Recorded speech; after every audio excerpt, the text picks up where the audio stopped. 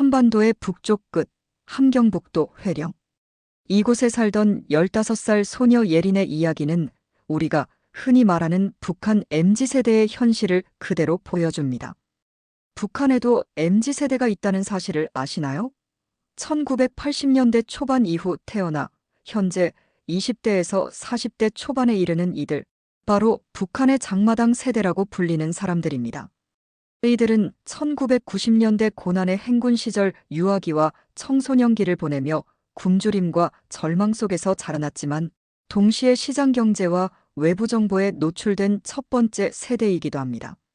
나만의 MZ세대가 디지털 환경에 익숙하고 최신 트렌드를 추구한다면 북한의 MZ세대는 생존 자체가 가장 큰 관심사였습니다. 하지만 이들에게도 변화의 바람이 불고 있었습니다. 국가 배급이 중단된 시대에 태어나 부모님이 장마당에서 하루하루를 버텨나가는 모습을 보며 자란 세대? 그들은 기성세대와는 전혀 다른 세계관을 가지고 있었습니다. 예린도 바로 이런 북한 MZ세대 중 한 명입니다. 그런 예린이 왜 목숨을 걸고 탈북길에 오르게 되었을까요? 그리고 그 험난한 여정 끝에 어떻게 자신만의 목소리를 찾아가게 되었을까요? 함경북도 회령의 한 허름한 집. 벽지가 떨어져 나간 방 한쪽 구석에서 예린은 매일 밤 같은 꿈을 꿉니다. 죽은 흙탕물에서 고기 한 마리를 낚는 꿈을요. 하지만 아무리 기다려도 낚싯바늘에 걸리는 것은 고기가 아니라 절망뿐이었습니다. 예린의 아버지는 2달 전 장사길에 나섰다가 다시 돌아오지 않았습니다. 국경을 넘다가 붙잡혔는지 아니면 어디선가 굶어 죽었는지 아무도 모릅니다. 북한에서는 이런 일이 너무나 흔했습니다.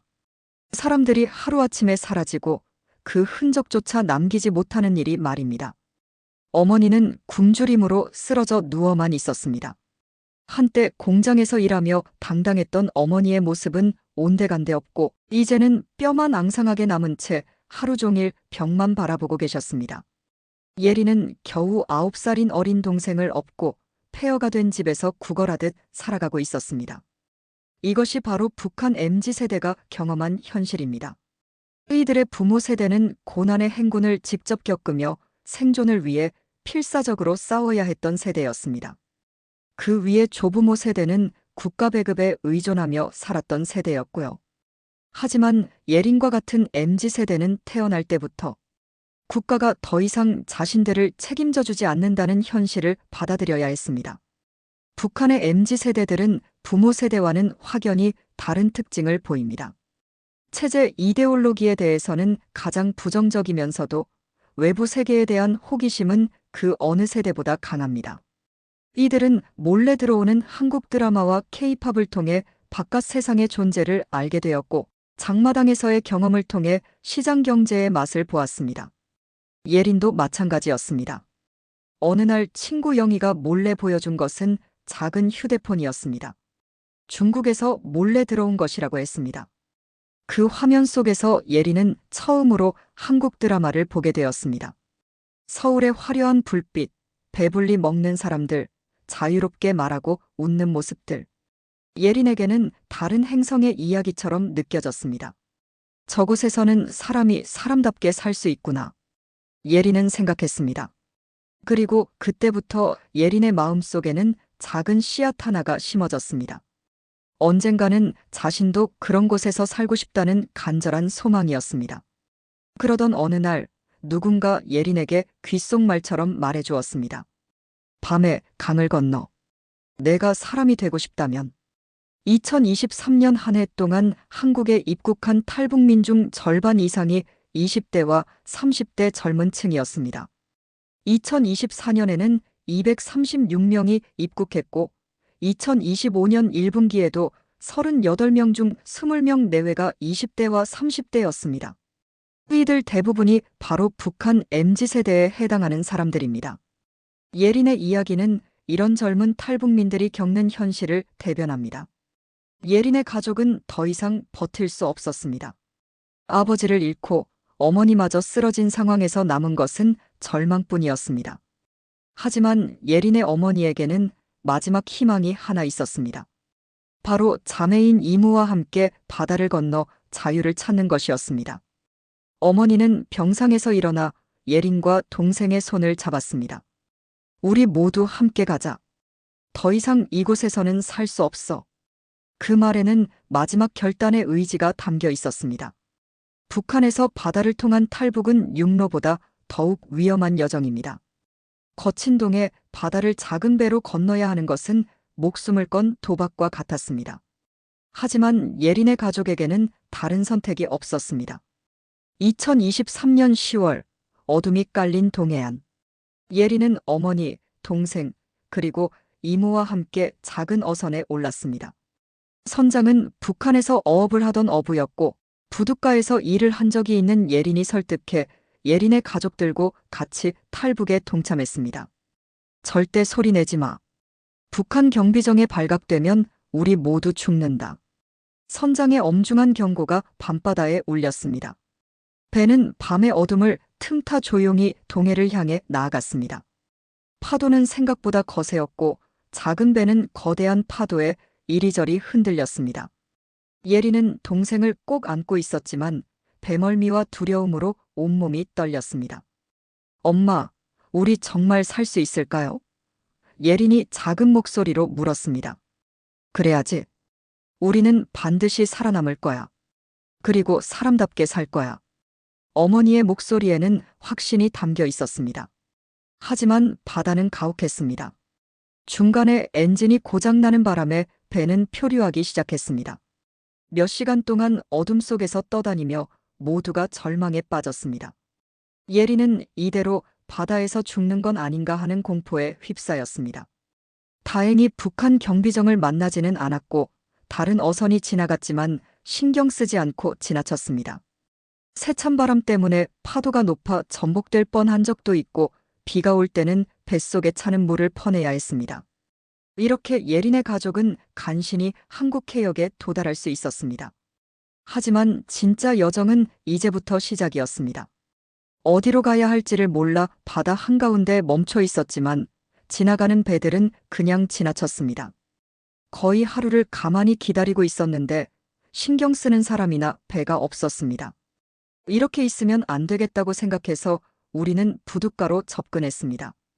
부두에 가깝게 접근하고 있는데 어선 하나가 우리 배로 접근했습니다. 그리 크지 않은 어선이었는데 선장이 나와 어디서 오셨어요? 이렇게 작은 배로 바다로 나가면 위험해요. 말했습니다. 우리는 북에서 왔습니다. 하고 대답했습니다. 그래요? 제대로 먹지도 못했겠네. 잠깐 기다려요. 하더니 이것 별거 아닌데 욕이나 해요. 그리고 잠깐 기다려요. 하고 말했다. 우리는 배가 고팠던 상황이라 받은 먹을거리를 먹느라 정신이 없었다. 한창 배를 채우고 있는데 해양경찰 배가 왔고 우리는 해양경찰에게 넘겨져 국정원 조사를 거쳐 하나원으로 향하게 되었습니다. 당신들은 이제 대한민국 국민입니다. 담당 공무원의 말에 예린의 어머니는 눈물을 흘렸습니다.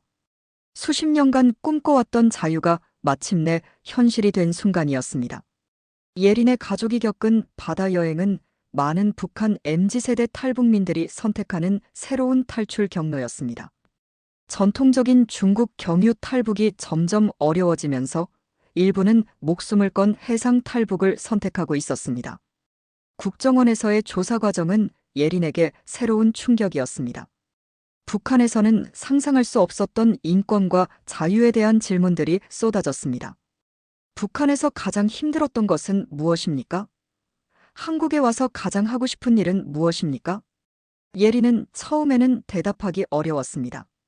북한에서는 자신의 생각을 솔직하게 말하는 것 자체가 위험했기 때문입니다. 하지만 조사관들의 따뜻한 격려에 힘입어 점차 자신의 이야기를 털어놓기 시작했습니다. 저는 말할 수 있는 사람이 되고 싶습니다. 예린의 말에 조사관은 고개를 끄덕였습니다. 여기서는 누구나 자신의 생각을 자유롭게 말할 수 있어요. 당신도 그럴 권리가 있습니다. 조사 과정에서 예린은 자신과 비슷한 또래의 탈북민들을 많이 만났습니다. 이들 대부분이 북한 MZ세대에 해당하는 젊은이들이었습니다. 이들의 공통점은 북한 체제에 대한 비판적 사고와 변화에 대한 강한 의지였습니다. 우리는 부모님 세대와 다르다. 함께 조사를 받던 철수라는 청년이 말했습니다. 우리는 장마당에서 자랐고 외부 정보를 접해봤어.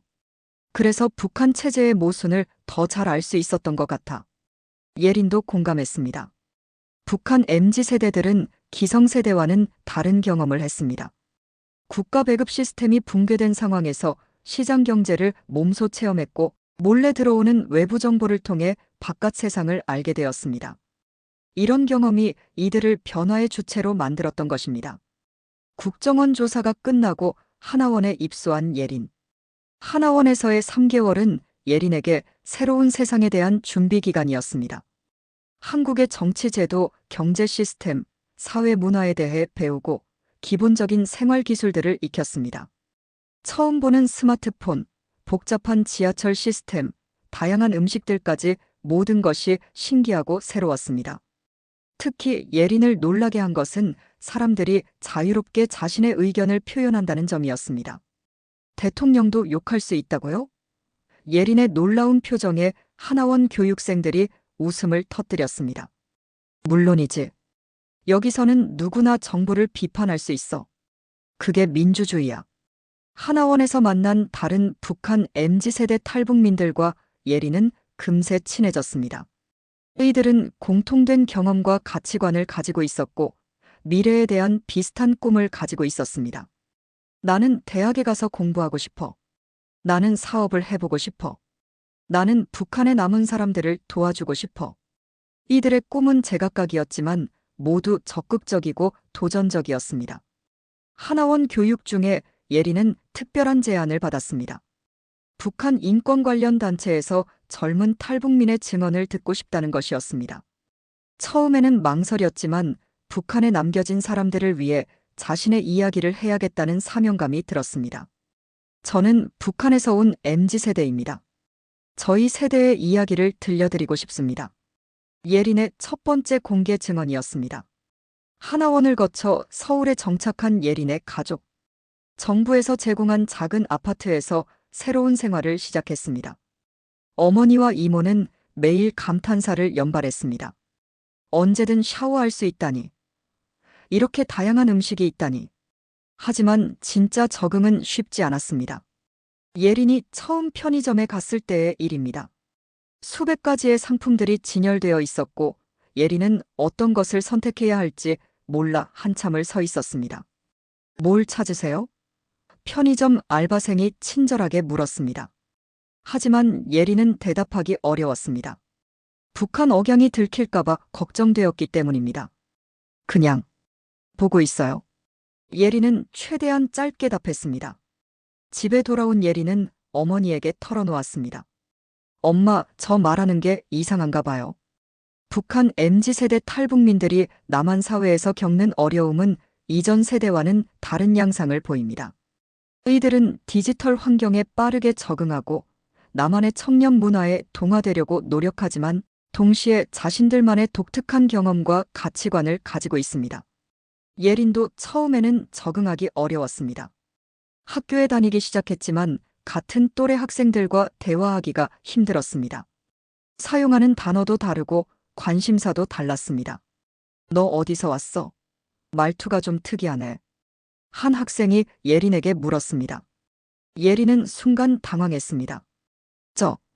저는. 하지만 시간이 지나면서 예린은 점차 적응해 갔습니다. 특히 한국어 말투를 빠르게 익혔습니다. 강귤이라는 실제 탈북민처럼 예린도 언어적 재능을 보였습니다. 몇 달 만에 서울말을 자연스럽게 구사할 수 있게 되었습니다. 하지만 가장 큰 변화는 예린의 마음가짐이었습니다. 처음에는 자신의 과거를 숨기려고만 했지만 시간이 지나면서 예린은 깨달았습니다. 자신의 이야기를 숨기는 것이 아니라 당당하게 말해야 한다는 것을. 북한 MZ세대 탈북민들의 특징 중 하나는 바로 이런 적극적인 자기 표현 의지입니다. 이들은 부모 세대와 달리 자신들의 경험을 글로 쓰고 영상으로 만들고 사람들 앞에서 직접 이야기하려고 합니다. 예린도 마찬가지였습니다. 학교에서 진로 상담을 받을 때였습니다. 너는 뭐가 되고 싶니? 상담 선생님의 질문에 예린은 망설임 없이 답했습니다. 저는 북한 사람들의 이야기를 세상에 알리는 사람이 되고 싶어요. 그때부터 예린은 본격적으로 자신의 이야기를 정리하기 시작했습니다. 북한에서의 경험, 탈북 과정의 고통, 그리고 남한에서의 새로운 삶에 대한 이야기를 처음에는 일기 형식으로 시작했지만 점점 더 많은 사람들과 나누고 싶은 마음이 생겼습니다. 예린이 처음으로 자신의 이야기를 공개한 것은 학교 글짓기 대회였습니다. 나의 꿈이라는 주제로 북한 MZ세대의 현실과 희망에 대해 썼습니다. 그 글이 학교에서 대상을 받으면서 예린은 자신감을 얻었습니다. 너의 글을 읽고 많은 사람들이 감동받았어. 담임 선생님의 말에 예린은 뿌듯함을 느꼈습니다. 그리고 그때 예린은 결심했습니다. 더 많은 사람들에게 자신의 이야기를 들려주겠다고. 그런 예린에게 뜻밖의 기회가 찾아왔습니다. 한국의 한 인권단체에서 연락이 온 것입니다. 국제인권회의에서 북한 청년 대표로 연설할 의향이 있는지 묻는 것이었습니다. 당신의 이야기가 누군가의 생명을 바꿀 수 있어요. 북한에 남겨진 수많은 사람들을 위해 목소리가 되어주세요. 담당자의 말에 예린은 큰 결심을 하게 되었습니다. 2024년 유엔 본부 인권이사회 회의장. 예린은 수백 명의 외교관과 기자들 앞에 섰습니다. 떨리는 손, 마른 입술, 그러나 또렷한 눈동자. 예린의 마음속에는 북한에서 함께 자란 친구들의 얼굴이 떠올랐습니다. 아직도 그곳에서 굶주리고 있을 수많은 아이들의 모습이. 예린은 깊게 숨을 들이쉬고 마이크 앞에 섰습니다. 그리고 천천히 또박또박 말하기 시작했습니다. 존경하는 의장님, 그리고 각국 대표 여러분. 저는 대한민국에 정착한 북한 출신 예린이라고 합니다. 오늘 이 자리에서 북한의 현실에 대해 증언할 수 있게 된 것을 영광으로 생각합니다. 예린의 목소리는 처음에는 떨렸지만 점점 힘이 실리기 시작했습니다. 저는 말할 수 없는 나라에서 살았습니다.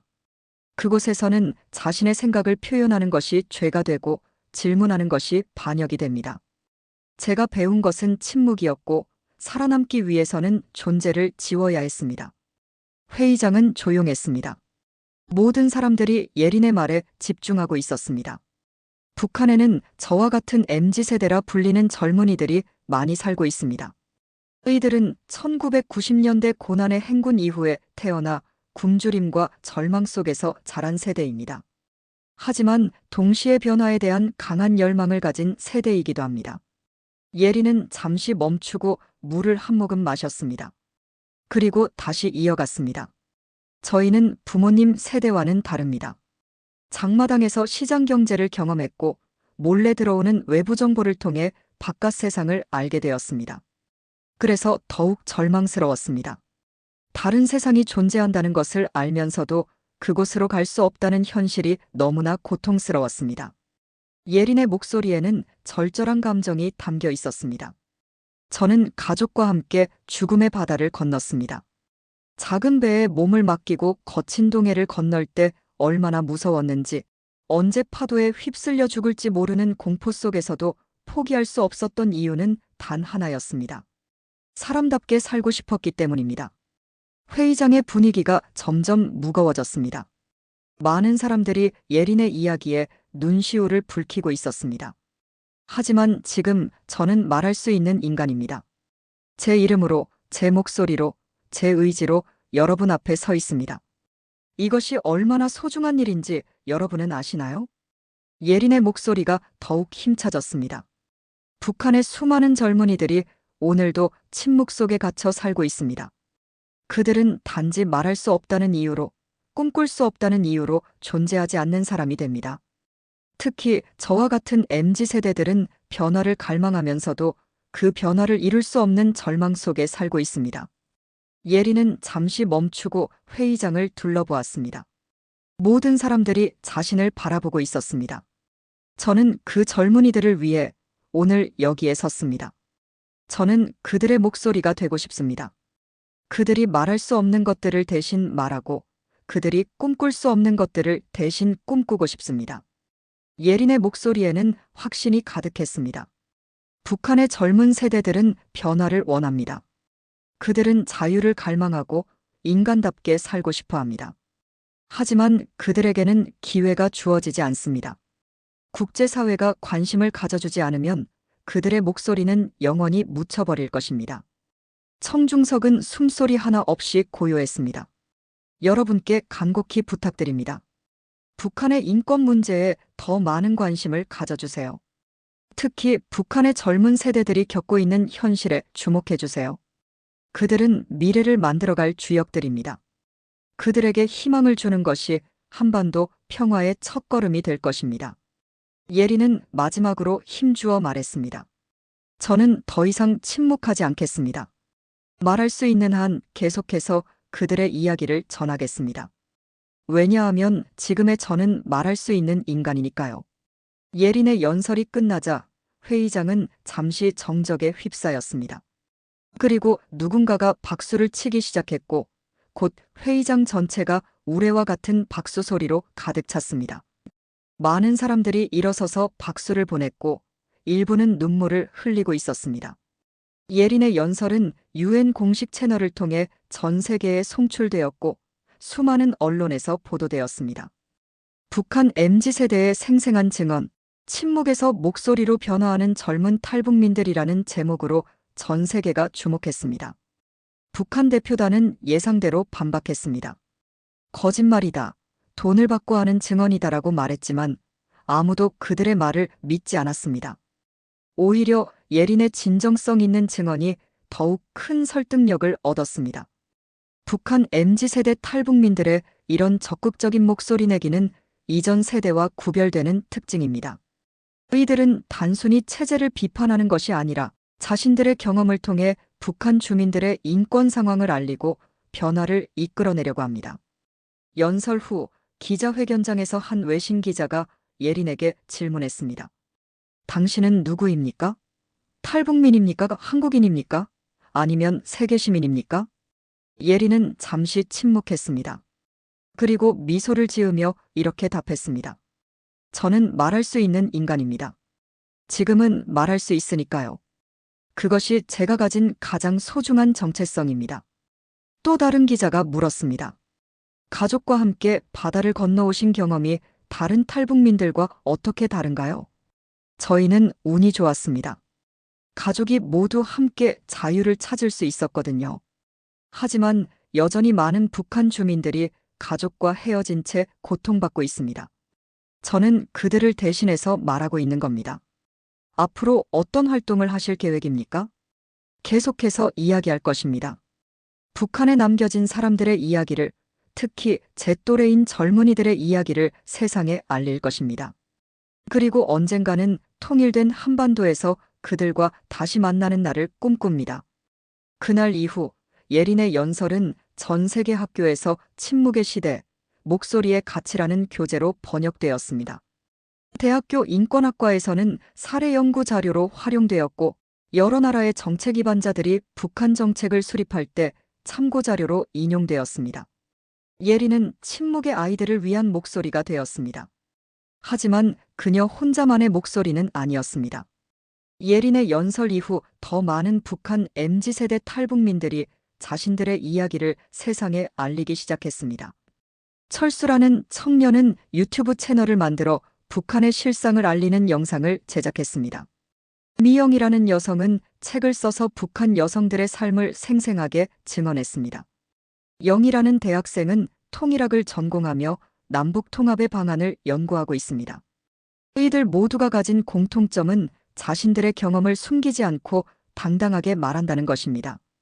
그리고 단순히 과거를 증언하는 것에 그치지 않고 미래를 위한 건설적인 대안을 제시하려고 노력한다는 점입니다. 현재 한국에는 3만 4천여 명의 탈북민이 살고 있습니다. 이 중 상당수가 예린과 같은 북한 MZ세대에 해당합니다. 이들은 남한 사회에서 새로운 정체성을 찾아가며 동시에 북한에 남겨진 사람들을 위한 목소리가 되려고 노력하고 있습니다. 통계를 보면 최근 들어 젊은 탈북민들의 비율이 계속 증가하고 있습니다. 2024년 한국에 입국한 탈북민 236명 중에서도 상당수가 20대와 30대였고, 2025년에도 이런 추세는 계속되고 있습니다. 이는 북한 내에서도 젊은 세대들의 변화 욕구가 강해지고 있다는 것을 보여줍니다. 특히 주목할 점은 예린처럼 가족 단위로 탈북하는 경우가 늘어나고 있다는 것입니다. 과거에는 개인 단위의 탈북이 대부분이었지만 최근에는 온 가족이 함께 자유를 찾아 나서는 경우가 증가하고 있습니다. 북한 MZ세대 탈북민들의 이야기는 단순한 탈출 서사가 아닙니다. 이들은 두 체제를 모두 경험한 독특한 세대로서 통일 한국의 미래를 준비하는 소중한 자산이기도 합니다. 이들이 가진 시장 경제에 대한 이해, 정보화에 대한 적응력, 그리고 변화에 대한 열망은 통일 후 북한 지역의 발전에 중요한 역할을 할 것으로 기대됩니다. 예린은 지금도 활발하게 활동을 이어가고 있습니다. 국내외 대학에서 강연을 하고 정책 토론회에 참석해서 전문가들과 의견을 나누며 탈북민 후배들을 위한 멘토링 활동도 하고 있습니다. 그리고 무엇보다 함께 온 가족들과 평범하지만 자유로운 일상을 즐기고 있습니다. 어머니와 이모가 너무 행복해하세요. 예린은 최근 인터뷰에서 말했습니다. 언제든 샤워할 수 있고 맛있는 음식을 먹을 수 있고 무엇보다 자유롭게 말할 수 있다는 것에 매일 감사해야 하십니다. 저도 그 모습을 보면서 우리가 정말 좋은 선택을 했구나 하는 생각이 들어요. 하지만 예린의 마음 한편에는 여전히 그리움이 남아 있습니다. 북한에 남겨진 친구들과 이웃들에 대한 그리움입니다. 언젠가는 다시 만날 수 있을 거예요. 예린의 말에는 확신이 담겨 있습니다. 그때는 더 이상 도망칠 필요도 숨을 필요도 없는 자유로운 땅에서 만나게 될 거예요. 예린의 이야기는 여기서 끝나지 않습니다. 지금도 북한에는 수많은 MZ세대들이 살고 있고 이들 중 일부는 언젠가 자유를 찾아 긴 여행을 시작할지도 모릅니다. 그때 이들을 맞이할 우리 사회는 준비되어 있을까요? 예린과 같은 북한 MZ세대 탈북민들의 경험과 목소리는 이런 준비의 소중한 밑거름이 될 것입니다. 이들이 겪은 고통과 절망, 그리고 희망과 꿈은 통일 한국을 만들어가는데 중요한 지침이 될 것입니다. 예린의 이야기를 통해 우리는 북한 MZ세대 탈북민들의 현실을 깊이 있게 살펴볼 수 있었습니다. 이들은 침묵을 강요받던 세대에서 목소리를 내는 세대로 변화하고 있습니다. 북한 MZ세대의 특징은 무엇일까요? 이들은 국가 배급 시스템의 붕괴를 경험하며 시장 경제의 현실을 몸소 체험했습니다. 고난의 행군이라는 극한 상황에서 살아남기 위해 스스로 길을 찾아야 했고 그 과정에서 기성세대와는 다른 강인함과 적응력을 키웠습니다. 외부 정보에 노출되면서 바깥 세상에 대한 호기심을 키웠고 기성세대와는 다른 가치관을 형성했습니다. 체제에 대한 맹목적 충성보다는 비판적 사고를 하게 되었고 변화에 대한 강한 의지를 가지게 되었습니다. 무엇보다 이들은 자신들의 경험을 세상과 나누려는 강한 의지를 가지고 있습니다. 이전 세대가 과거를 잊고 새로운 삶에 적응하는 데 집중했다면 북한 MZ세대는 과거를 기억하고 증언하는 것이 자신들의 사명이라고 생각합니다. 특히 예린처럼 가족과 함께 탈북한 경우 이들은 더욱 적극적으로 자신들의 이야기를 알리려고 합니다. 혼자가 아닌 가족 모두가 함께 자유를 찾았다는 경험은 이들에게 큰 용기와 책임감을 주고 있습니다. 이들이 남한에 와서 보여주는 적응력과 창의성, 그리고 자신들의 경험을 세상에 알리려는 의지는 한반도의 미래에 대한 희망을 보여줍니다. 예린처럼 말할 수 있는 인간이 된 이들의 목소리가 모여 언젠가는 한반도 전체에 자유와 평화의 노래가 울려 퍼질 그날이 올 것입니다. 북한 MZ세대 탈북민들은 단순히 도움을 받아야 하는 대상이 아닙니다. 이들은 통일 한국의 미래를 함께 만들어갈 동반자이자 북한의 현실을 세계에 알리는 중요한 증인들입니다. 이들의 목소리에 귀 기울이고 이들의 경험에서 배우며 이들과 함께 더 나은 미래를 만들어가는 것이 우리의 과제입니다. 북한 MZ세대 탈북민들의 이야기는 계속됩니다.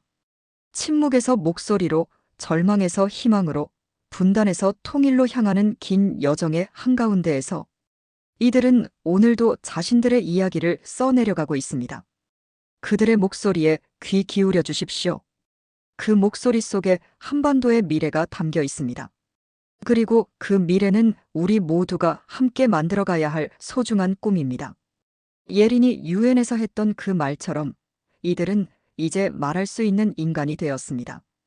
이들의 목소리가 세상을 바꾸고 더 많은 사람들에게 희망을 주며 언젠가는 한반도 전체에 자유의 바람을 불러일으킬 것입니다. 북한 MZ세대 탈북민들의 이야기는 끝나지 않은 현재 진행형입니다. 오늘도 내일도 그들의 목소리는 계속될 것입니다. 왜냐하면 그들은 말할 수 있는 인간이니까요. MZ세대 탈북녀 예린의 이야기 잘 들으셨나요? 긴 이야기 들어주셔서 감사합니다. 구독, 좋아요, 알림 설정은 큰 힘이 됩니다.